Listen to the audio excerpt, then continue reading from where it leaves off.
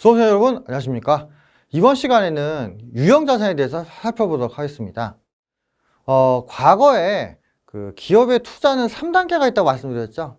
첫 단계가 시설 투자, 두 번째가 기술 투자, 세 번째가 유가증권 투자. 이렇게 투자의 단계가 있다고 말씀드렸는데, 그 투자의 단계 첫 번째 거를 이제 본다는 거죠. 처음에 나와 있지만 간략히 설명드리면 다음과 같습니다. 회사가 자신의 영업을 더 키워. 그러니까 영업의 크기를 키우고요. 돈을 많이 벌려고 한단 말이죠. 그러려면은 기존의 사업을 확장해야 됩니다. 그러면 기존의 사업을 확장할 때 일단 어디에 투자하냐? 시설에 투자해요. 그래서 땅, 건물 이런 거 사두고요. 그 안에 기계 같은 걸 두어서 이제 제조 설비를 늘리고요. 그 위에 자동차나 비품, 기타 여러 가지를 사서 기업의 영업 수준을 이렇게 높인단 말이에요. 그죠? 그러니까 소위 말해서 회사의 어떤 몸집을 불린다고 표현해야 되나? 예. 그때 어떤 회계 처리가 있을 것이냐. 그걸 보면 된다는 거죠. 그래서 시설 투자입니다. 시설 투자. 이쪽 내용이 좀 길어요. 그렇기 때문에 여러분 잘 보셔야 되고. 그 다음에 시설 투자 더불어서 이거와 유사한 기술 투자이죠. 기술 투자. 기술과 관련된 자산을 무형자산이라고 하는데, 이 내용하고 좀 묶어서 볼 필요가 있습니다. 이거 둘 다 회사의 영업을 위해 사용되는 건데 보이는 거냐 안 보이는 거냐 약간 그 차이거든요. 그러니까 기본적인 맥락, 기본적인 회계 처리, 기본적인 거래 흐름은 비슷하다고 보시면 될 것 같습니다. 자, 그러면 처음에 유형자산의 정의, 종류 및 흐름 볼게요. 나와 있지만 기업의 영업활동을 위해서 다양한 종류의 시설이 요구된다 이렇게 되어 있죠. 그래서 땅, 부지도 있어야 되고 건물, 본사 건물이든지 공장 건물이든지 있어야 됩니다. 그리고 상품 판매나 물건 제조를 위해서 제조 설비 또는 창고 이런 것들이 있어야 된단 말이죠. 그리고 이제 물건이나 사람을 실어야 되니까 회사가 차를 갖고 있는 경우가 있고요.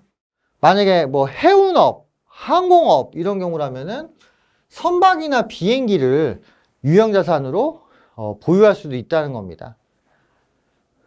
그 외에도 비품 이런 것들이 있고요. 그죠? 기타 등등 여러 가지가 기업의 영업을 위해서 이제 필요한 거죠. 그래서 요 밑에 유형자산의 정의를 좀 기억을 해주세요. 위에 건 제가 그냥 쉽게 설명을 드린 거고, 이제 밑에 세 줄이 회계 기준에 나오는 정의입니다, 정의.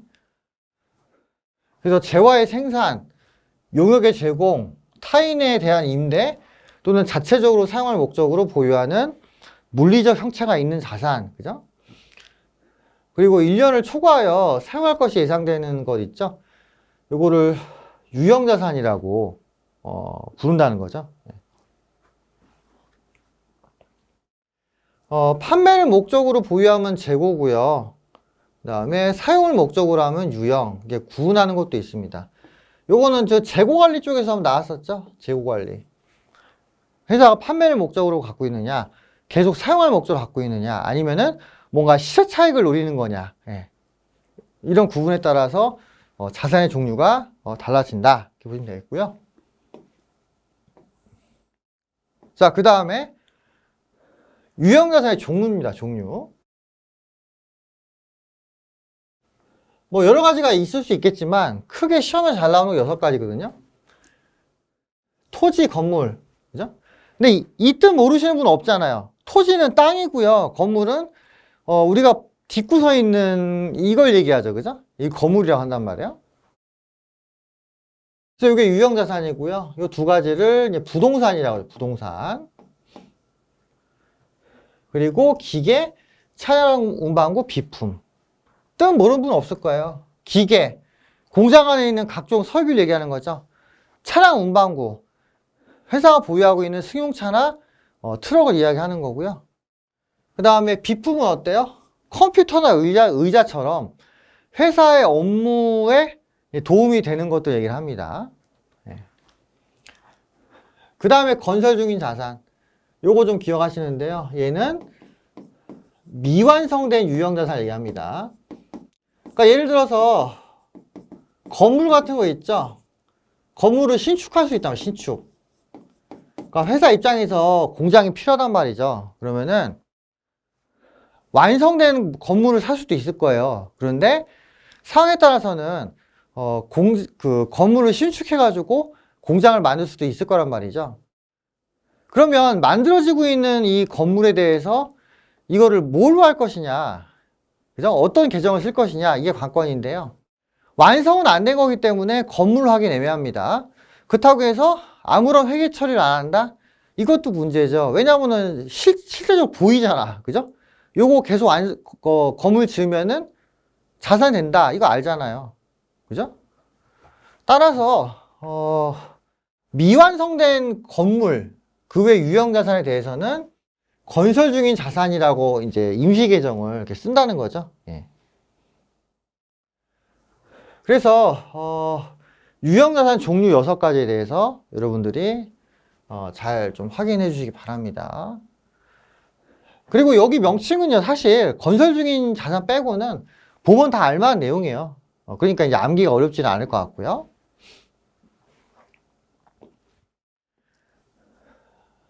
자, 그 다음에 유형자산의 거래 흐름인데요. 유형자산의 경우는 이제 사실 뭐 이것도 뭐 다른 거하고 그 거래 흐름이 크게 다른 건 아닌데요.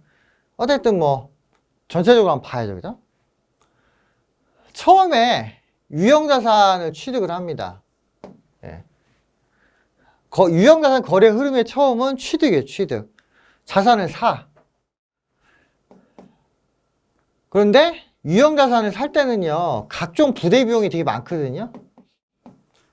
그래서 이 부대 비용까지 고려해서 유형자산의 취득원가를 계산을 하셔야 됩니다. 그래서 시험에서는 유형자산의 취득원가가 얼마냐 이렇게 물어보는 게 많이 나와요. 예. 이 뒷페이지에 가면은 부대 비용 항목 나오죠. 암기하셔야 됩니다. 암기. 그래서 유형자산을 삽니다. 그죠? 그리고 이걸 사용을 해요. 유형자산이라 하면 오랫동안 사용할 거를 염두를 둔 거잖아요. 뭐 기계 사고서 뭐 6개월만 쓰고 버린다 이런 거 없잖아요. 오랫동안 사용해가지고 최대한 뽑아 먹을 건 뽑아 먹어야죠. 그죠? 네. 그런데 유형자산을 사서 쓰다 보면은 유지보수. 건물 같으면 도색도 해야 되죠. 상황에 따라서는 엘리베이터나 에스컬레이터 설치를 해야 될 수도 있죠. 자동차 같은 거 샀을 때 어때요? 자동차 같은 거 샀을 때 엔진 오일도 넣어줘야지. 상황에 따라서 사고 나면은 범퍼도 갈아줘야지. 엔진도 좀 수리해줘야지. 이런 식으로 여러 가지 어떤 유지보수 비용이 든단 말이에요. 그걸 이제 추가 지출이라고 하는데, 그러면 이 추가 지출에 대해서 이걸 자산으로 할 것이냐, 아니면 비용으로 할 것이냐, 우리가 고민을 좀 해봐야 되거든요. 예. 그래서 요거는 이제 다음 장의 내용이 나오는 거고요. 그래서 유형자산을 쓰면서 계속 보유를 합니다. 이런 경우라면 기말에 감가상각이라는 걸 하는데, 감가상각은 뭐다? 유형자산이 사용된 정도를 적절히 측정한 거예요.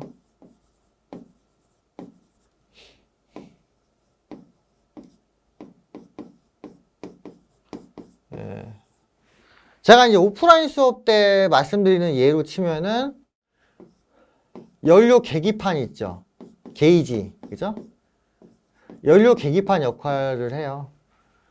그래서 연료 게이지가 이렇게 있는데, 여기가 풀이죠, 풀. 꽉 차 있어. 그러다가 시간이 지나가면은 이 게이지가 내려오잖아요.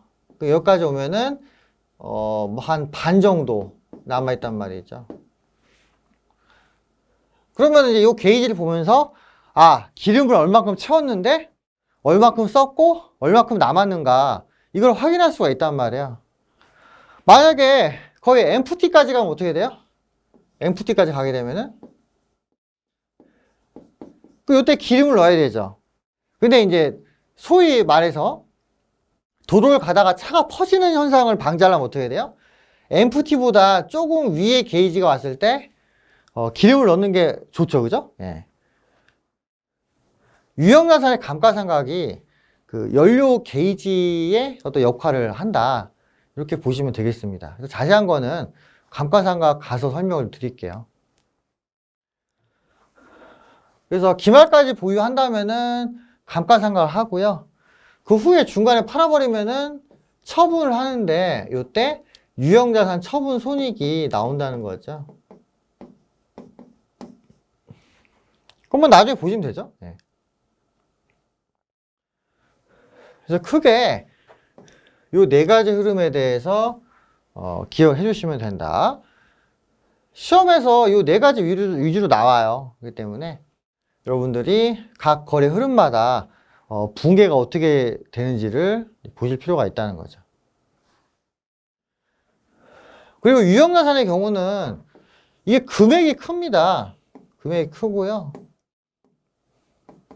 그 다음에 유형자산이 있어야 기업의 영업이 원활하게 이루어질 거란 말이죠. 그래서 유형자산에 관련된 그 거래는요, 매출 매입 활동과 더불어서 중요한 부분이야, 중요한 부분. 그래서 시험에 잘 나오는 게 매출 매입이잖아요. 여기 한 50%죠? 유형자산은 한 15%네, 15%. 그 기타 잡것들 좀 정리해서 공부하면은 합격할 수 있는 거죠, 그죠? 예. 근데 좀 넉넉히 합격해야죠. 뭐가 아슬아슬하면은 이것도 참 심적으로 문제가 있어. 부담이 있다고요. 예. 딱 70점을 목표로 하면은요, 69점으로 떨어진다고 제가 과거 강의에서 말씀드렸죠. 그래서 최소 78점 이상은 맞으셔야, 최소 78점 이상 목표를 해야 겨우 이제 70점 나오는 수준이란 말이에요. 예. 그래서 유형자산까지 숙지를 잘 해주시는 게 중요하다, 이런 거고요. 자, 그러면은 이제 유형자산의 취득일을 볼 겁니다. 일단 이 부분이 중요해요. 왜냐면은 처음에 금액을 결정하는 단계잖아요. 근데 이제 유형자산의 경우 관련 부대 비용이 되게 많습니다. 그래서 그 부대 비용이 포함이 안 되면은 취득 금액 틀리고요. 그럼 이 뒤에 금액이 계속 다 틀려지게 되는 거죠. 그럼 재무제표에 그 상당한 수준의 왜곡을 가지고 오게 된다는 거죠. 그래서 유형자산의 취득이라는 거는 중요합니다.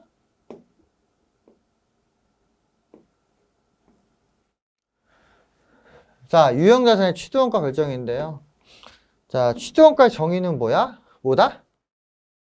자산을 취득하기 위해서 취득 시점이나 건설 시점에서 지급한 현금 및 청구성 자산이고요.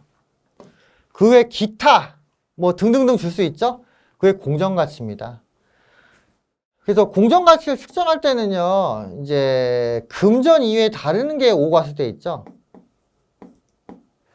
그러니까 유형자산 사고요, 돈을 줘야 되는데 돈 대신에 딴 현물 줬어, 그죠? 그런 경우하고, 그 다음에 회사가 공짜로 토지나 건물 받습니다. 예. 그런 경우 있거든요. 대주주가 이제 사재를 출연한 거죠. 또는 그 현물 출자 같은 걸 통해서 유형자산을 취득하고 회사가 주식을 상대방한테 발행해 주는 경우도 있단 말이에요.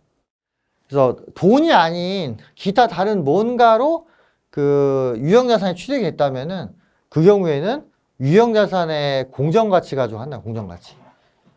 이 공정가치는 무슨 뜻이냐면은 시세. 그죠? 현재 유형자산이 얼마쯤 되냐 이거죠. 그리고 취득원가는 추가적인 부대 비용을 포함합니다. 그래서 자산을 사용할 수 있도록 준비되는데 직접 관련된 지출, 여기까지 포함되고요. 그 다음에 구입이나 제작을 했을 때 들어가는 기본적인 원가, 당연히 포함이 되는 거죠. 그래서 결론적으로 유형자산의 취득원가는 구입금액 더하기 부대비용, 이게 된다고 보시면 되겠습니다. 그리고 만에 하나 매입 할인 같은 게 있을 수 있다는 거죠. 매입 할인. 이런 부분은 빼주는 것이 좋다. 유형자산의 경우는 애누리나 환출이 안 나와요. 예. 재고처럼 자잘한 걸 여러 개 팔았을 때 일부 애누리 환출해 주는 거고요. 유형자산의 경우는 사이즈가 큰 게 하나 이렇게 되잖아요. 그렇기 때문에 여기서 가격을 깎아주거나 반품을 조금 제낄 수는 없어요. 아예 그냥 다 반품시키거나 그래 버리고 말지 찔끔 이렇게 줄이는 거는 좀 현실적으로 어렵다 보시면 되고요. 다만 매입 할인의 경우에는 외상대금을 빨리 갚아서 좀 할인받는 이런 거니까 이런 거는 유형자산 구입했을 때 가능할 걸로 보여져요. 돈 나중에 주기로 했는데 좀 빨리 주면서 깎아주세요. 이건 가능할 거라고요. 취득할 때 깎는 거는 좀 어렵다는 겁니다. 예. 자, 이렇게 해서 취득원가에서 말씀드렸고요. 자, 부대비용. 자, 이건 암기를 하셔야 돼요. 시험에 잘 나옵니다. 첫 번째, 취득세 등 유형자산의 취득과 직접 관련된 세금이 있거든요. 일반적으로 부동산을 사면은 취득세래요, 취득세. 부동산을 샀기 때문에 세금을 내라 이 소리죠. 근데 이 취득세는 환급이 안 됩니다. 환급이 안 되고요. 그리고 이 세금은요, 부동산 취득과 연관이 있어요. 부동산을 사면은 무조건 취득세를 내야 돼. 이외적인 경우 빼고. 그죠? 그래서 이 부분을 유형자산에 포함을 시키고요. 시험에 잘 나오니까 암기해 주세요. 네. 그리고 2번, 3번. 설치비, 운반비, 수수료 있죠? 유형자산 취득과 관련해서 이런 부수적인 비용이 들면은 유형자산의 취득원가에 포함시키고요. 그 다음에 자본한 이상의 차입원가가 있어요. 요거는 대출이자 얘기하는 거고요. 회사가 건물을 신축을 합니다. 근데 건물 신축하려고 했더니 돈이 모자라. 그럼 은행에서 대출 받겠죠? 그럼 대출이자가 생긴다고요.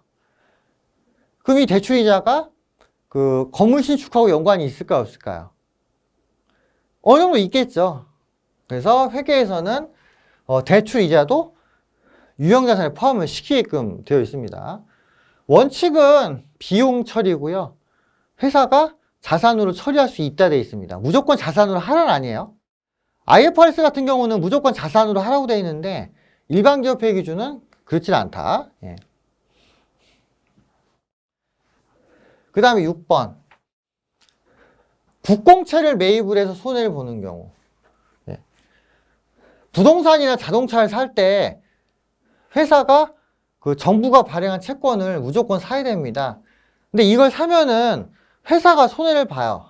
예를 들어서 국채 시세가 100원인데요. 요거를 120원에 구입을 하는 거예요. 그 회사가 20 손해죠? 그럼 이걸 왜 살까요? 회사는 20 손해지만은 국가는 뭐예요? 22이익이죠? 그래서 준조세라고 합니다. 준조세. 예, 이런 식으로 세금을 걷는다 이 소리죠. 그리고 이 채권은요, 조금 어렵게 표현하면은 첨가소화채권 이렇게 부릅니다. 첨가소화채권. 그래서 유형자산을 살 때 국공채 매입으로 인한 손해가 발생할 수 있다는 거죠. 그래서 그 손해 부분은 유형자산에 포함을 시키라. 그 다음에 시운전비, 그죠? 유형자산이 정상적으로 작동되는지 여부를 시험하는 과정에서 발생한 원가, 이거 시운전비라고 하는데요. 요거는 세무 2급에서 잘 나오거든요. 문제가 이렇게 나오더만요. 기계장치의 작동 여부를 시험하기 위해서 뭐 경유를 샀다 이래. 경유, 기름을 산 거죠. 그럼 이걸 어떻게 하냐면은 차량 유지비, 수선비 뭐 이렇게 쓰더만요. 근데 기계장치의 작동을 위해 테스트한 비용은요, 자산으로, 자산. 그러니까 요거 주의하시고, 만약에 장비의 시험 과정에서 발생하는 시제품이 있다. 이걸 매각을 했단 말이죠. 그럼 이 매각 금액은 원가에서 차감합니다. 왜? 시운전비는 돈이 나가는 거잖아요. 시제품 판매는 돈이 들어오는 거죠. 그러면 돈이 들어오고 나가고의 방향이 반대이기 때문에 시운전비는 원가에 더하고요. 시제품으로 인한 판매 금액은 원가에서 뺀다는 거죠. 그러니까 돈이 들어오고 나가는 방향이 다르니까 부호를 이제 반대로 한다는 겁니다. 이거 이외에도 부대 비용이 더 있을 수 있거든요. 근데 일단 전산회계 1급 시험에 자주 나온 항목만 뽑았으니까 이거라도 열심히 외워주세요. 예. 시험에 나오면 많이 틀리시더만요. 예. 유의하시고요. 자, 그 다음에 아닌 거 있죠? 아닌 거 그냥 외우시면 되는데 요건 일반적으로 뭐 판관비죠. 판관비입니다. 새로운 상품과 서비스 소개. 광고 선점비죠? 영업하는 원가, 교육훈련비죠? 그 다음에 관리 및 기타 등등. 판매 관리비고요. 자, 새로운 시설 개설하는 데 소요되는 원가. 그죠? 가게 오픈할 때 오픈 행사 하잖아요. 그걸 떠올리시면 돼요. 네. 그럼 이거는 유형자산 취득하고는 좀 상관이 없죠. 네. 그래서 만약에 객관식 문제 나오면은 뭐 요거 좀 암기해가지고 풀어주시면 되겠다. 다 판매 관리비와 연관이 있다. 이렇게 이해를 하시면 되겠습니다. 자, 그 다음에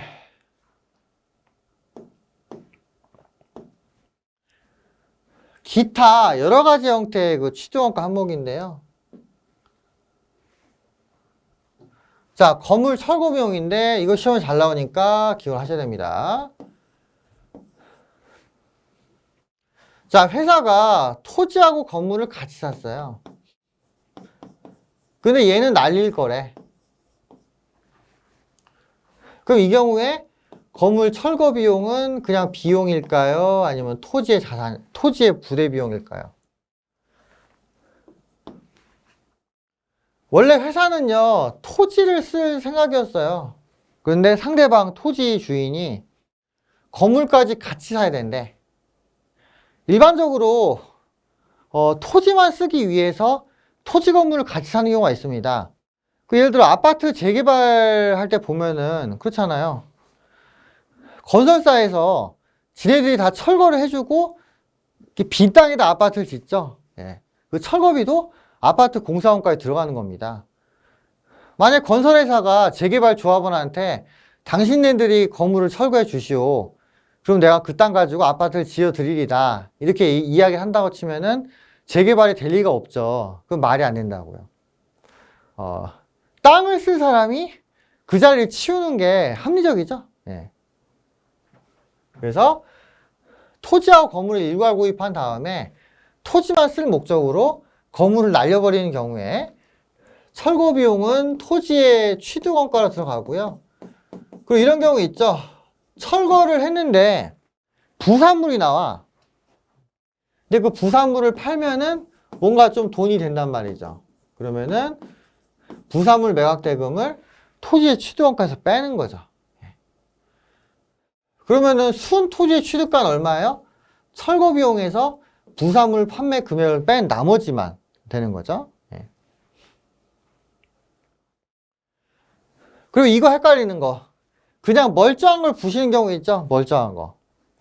멀쩡한 걸 부시는 경우에는 처분 손실로 반영을 합니다. 요거는 그 유형자산 처분과 좀 비슷하거든요. 다만 처분가가 0이죠. 그죠? 비슷. 처분가가 0이라고 0. 예. 그래서 요건 나중에 유형자산 처분할 때도 설명드리겠습니다. 그래서 이제 건물 철거 비용이 발생했을 때 토지의 취득원가를 넣냐 아니면 비용으로 넣냐 그걸 좀 주의를 해주시고요. 그 다음에 여러 유형자산을 한 방에 구입을 해서 한 방에. 그럴 경우는 각 자산의 공정가치를 즉 시세를 체크해 보고요. 그 시세대로 전체 구입액을 이제 나눠줍니다. 예. 그런 부분이 있고요. 그 다음에 현물 출자, 증여, 기타 무상으로 취득한 자산은 공정가치를 취득원가를 한다. 현물 투자 기타 증여 같은 경우는 돈을 주고 유형자산을 사는 게 아니거든요. 그렇기 때문에 시세를 적절히 평가해야 정확한 재무상태표 금액이 나오는데, 일단은 공정가치를 취득원가, 공정가치. 공정가치는 뭐다? 시세. 자, 이해되시죠? 그 다음에 자산의 교환일 경우. 동종자산 간의 교환일 경우는 그냥 이렇게 해요. 자, 자산비를 상대방한테 줍니다. 대변의 자산 A 하고요. 그럼 내가 자산 B를 받죠. 자, 이러고 끝이에요. 뭐 없어. 네. 근데 이종자산이면 어때요? 이종자산이면은 서로 그 교환하는 자산의 종류가 다르기 때문에 어느 한쪽이 찝찝한 느낌이 있을 거라고. 아, 다른 것끼리 교환하는데 내가 손해보는 거 아닌가? 네. 그래서 어떻게 해요, 이 경우에? 자산을 줍니다. 대변의 자산 A 하고요. 자산 B 받죠? 자, 그러고 나서 회사가 더 비싼 걸 받았으면은 처분이익 얼마 하고요. 더 싼 걸 받았으면 어떻게? 더 싼 거 받았으면은 처분손 얼마 뭐 이런 식으로 합니다. 그래서 같은 것끼리 교환이거나 다른 것끼리 교환인 경우 기준 금액이 다르다는 걸 기억을 하세요. 장부가냐 공정가냐. 공정가면은 시세를 별도로 측정해야 되고요. 장부가는 뭐냐? 나중에 공부하실 건데 유형자산의 취득금액에서 감가상각 누계액을 뺀 겁니다. 이건 나중에 감가상각 할 때 이야기 드릴게요. 자, 이렇게 해서 유형자산의 취득에 대한 다양한 상황을 봤고요. 자, 그럼 회계 처리가 어떻게 되는 걸 보죠? 자, 예를 들어서 건물을 샀어요. 그 회사 입장에서는 건물 받고 돈을 주겠죠. 현금, 당좌예금, 보통예금. 만약에 건물을 외상으로 거래했다면 어때요? 대변의 미지급금 이렇게 되겠죠. 어음을 줘도 미지급금이고요. 다만 배서양도 할 때는 어떻게 해요? 배서양도 할 때는 받으러음을 쓴다. 이렇게 이해를 하시면 되는 거죠.